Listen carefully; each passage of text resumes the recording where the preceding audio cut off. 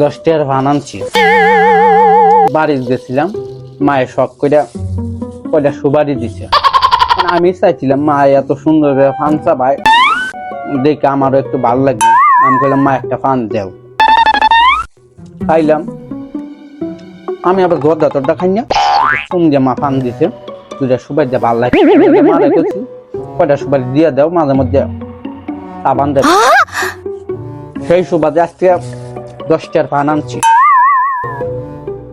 5টার চুন আনছি। বিষয়টা হচ্ছে পান আর চুন আনলাম নাকি ঘরের মধ্যে মিশাইল নিয়ে আসছে, মানে এমন একটা পরিস্থিতি হয়ে গেছে। এখন আমার বইয়ে খাইতে দিব না, জীবনে মজাও খাই না, গাঁজাও খাই না, সিগারেট আরাম যা আছে তা কিচ্ছুই খাই না। একটু পান্ডাই খাই, খাইও না, মানে আজকে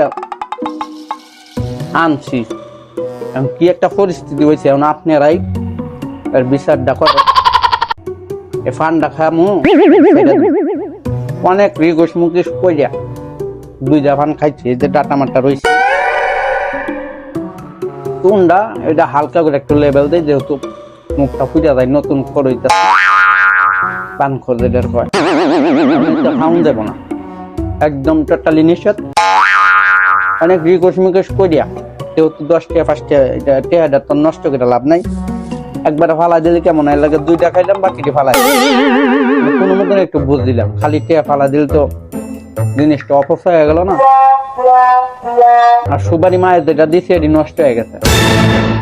আমার বলতে কি খুশি হয়েছে এই সুবারি নষ্ট হয়েছে, মানে এর মনে হয় ঈদের দিন আছে।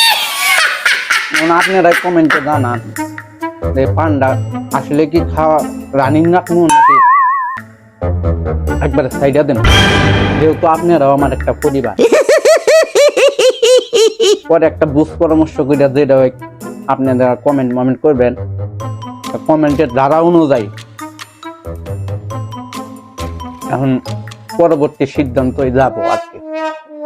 সবাই ভালো থাকবেন, সুস্থ থাকবেন, আল্লাহ হাফেজ।